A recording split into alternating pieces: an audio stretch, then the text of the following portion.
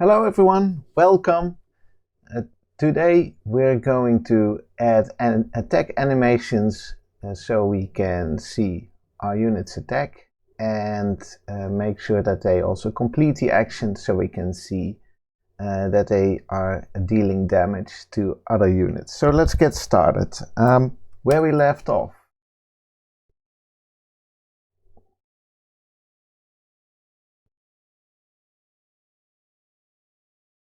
Where we left off, we were able to issue an attack command.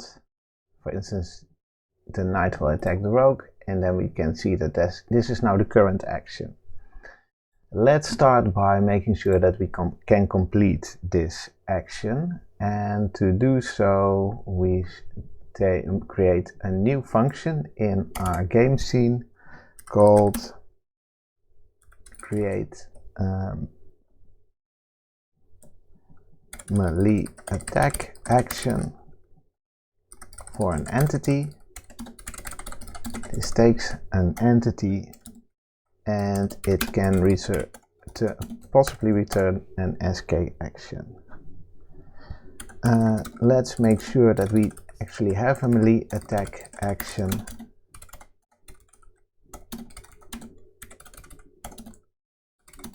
Otherwise we return nil. And let's just make sure that for now we won't do the animation. Let's just make sure that we can complete the action. So let's take this complete action and return the complete action. And now let's make sure that we also call this one. So we have an if let move animation. We can add another case.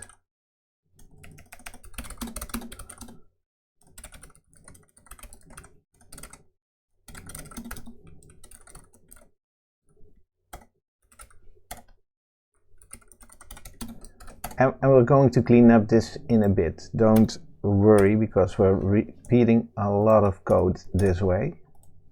But for now, let's just first get it running. So we run the melee attack animation.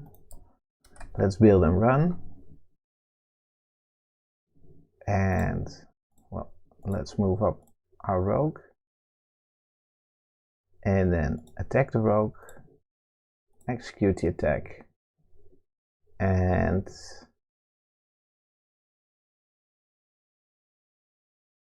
the knight is now idle and the rogue will have taken damage. However, how can you believe me that it actually happened? Let's just use in our entity view, start using our current hit points. So let's build and run again. Move our knights into range. Attack the rogue. And now we can look at the rogue. And indeed the rogue has 7 hit points instead of 10. So the action completes, but we didn't see any animation yet. So let's add some animation and make it look a lot better. That means that we need some animation assets, and I've created a zip file with the required animations. Just take the ones for the knight and drag them into the knight folder, and take the ones for the rogue and drag and drop them into the rogue folder, and we now have some attack animations. Also, copy paste the name of the attack, because if you remember, we need to map the general name of the action. I call this the melee attack to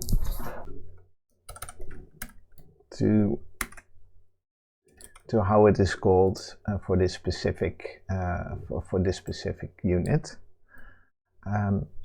And we need to start using this one. So let's go back to our create melee attack animation for entity, and let's fill this in so we can really play the animation. We again need a stunt double So it's sort of the same pattern as for the movement animations. We create a copy of the entity. We create a new rotation that is a rotation from a look direction, and we take the target position. Oh, we don't have the target yet. Let's make sure we have a target.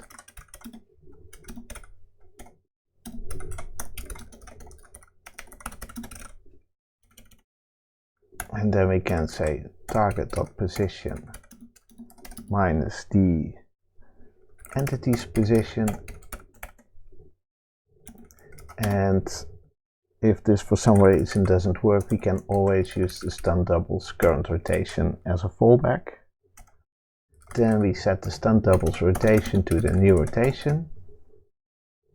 And then we can create the attack animation based on get animation for entity. We pass in the stunt double, and the animation will be melee attack, the same as the one we have here.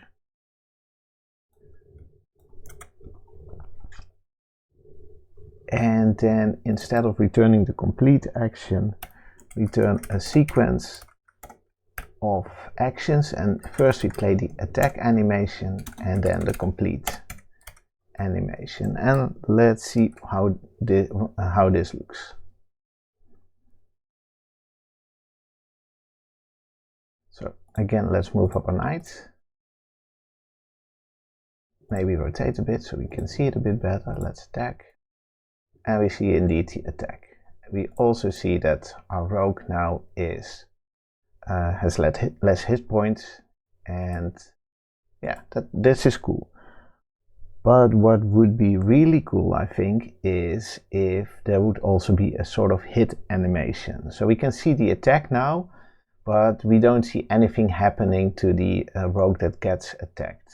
And to do that, what I propose we do is we use the same sort of pattern as for all the other animations and use an action that describes being hit. So let's go to our actions and create a very simple action, a take damage action, and this is a struct take damage action that conforms to action.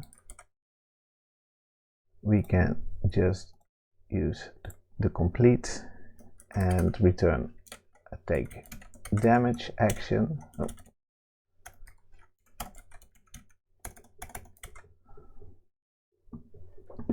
And then what we can do is we can make sure that let's see. Let's go back to our game scene. We were creating the melee attack animation for an entity. We should have something similar called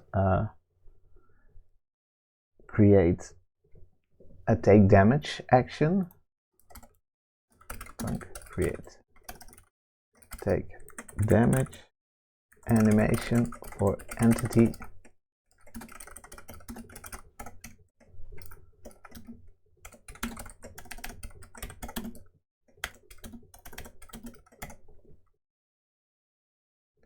We can take a stunt double.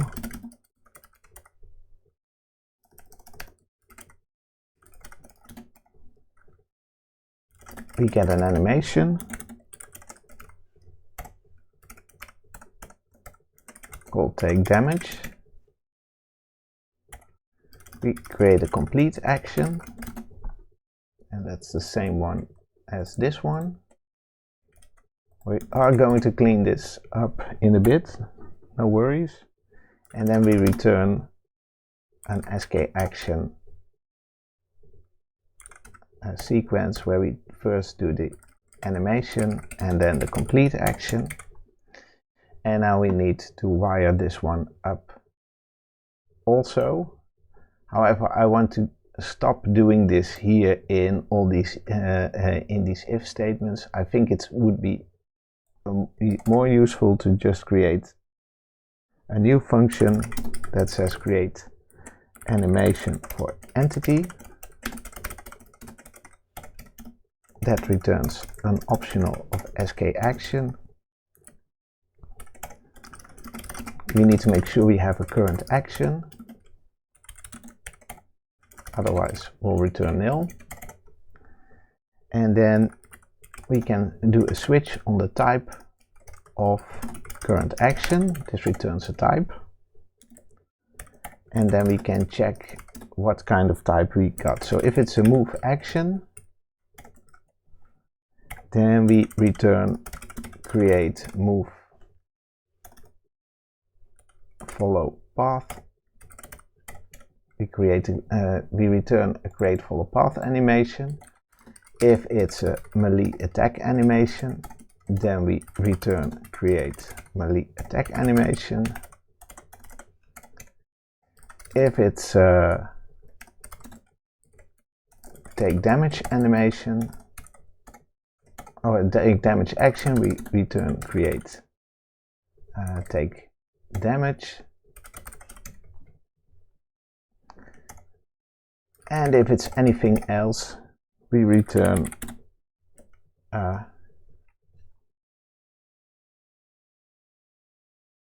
complete action as a sort of fallback. That means the action at least always gets completed. So we can do a print before to warn us that we have a not implemented action type.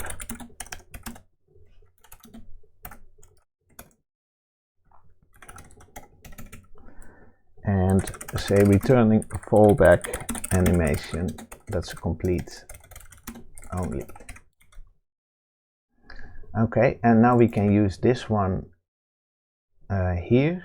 So we can say if let animation is create animation for entity, then we run the animation, otherwise we run the idle animation. What we didn't do yet is create the hit animation. So let's make sure that we are indeed setting a hit animation, and we can do that here in the let attack action. We can also say let hit action is an SK action, custom action with duration again very short, and an action block.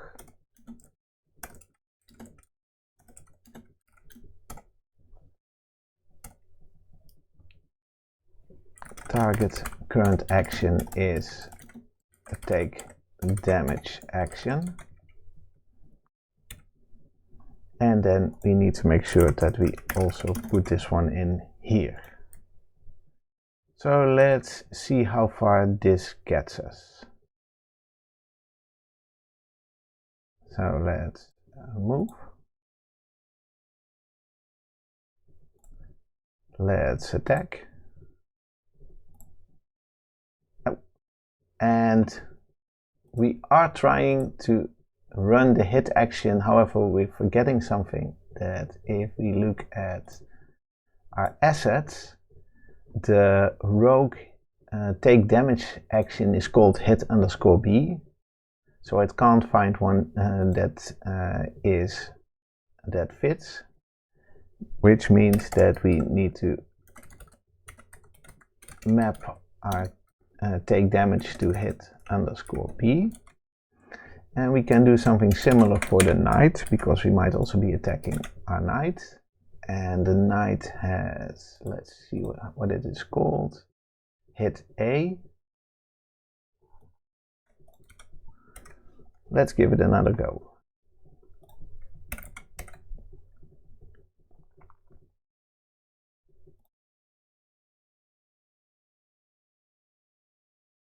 So let's attack our rogue, and now we can see the rogue getting hit. This should also work for knight. This takes a bit more time to move our knight into position. So let's attack. And the knight also gets hit. So that's cool. We don't have an animation for the rogue yet to do an attack. So it can attack but there's no animation.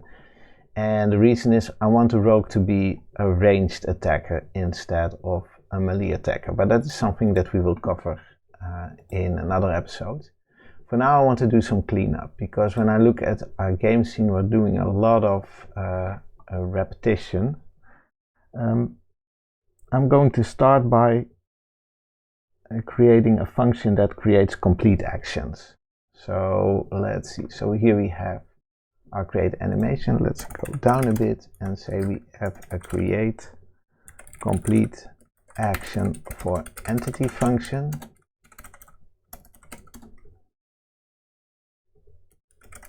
And this one returns MSK action. And here we can copy paste this code. So we can return.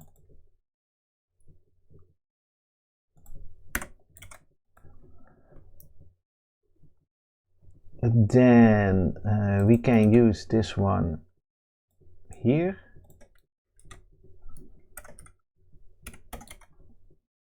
Every time we hard code creating a complete action, we can use now this function. So the same applies here in move, where we create a move action animation. And the same applies to the melee action.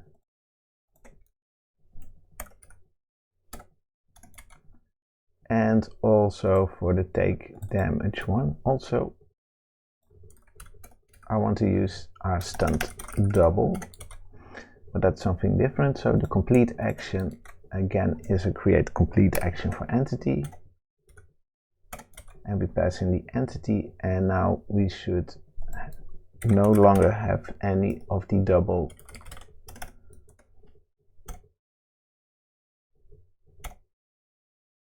I'm just quickly checking if there are anywhere I'm doing a sort of complete action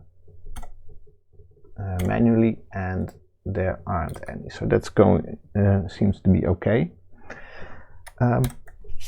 There are a couple of things that are a bit aren't too nice yet. So for instance, and this is a bad example. Let's move the rogue here, for instance.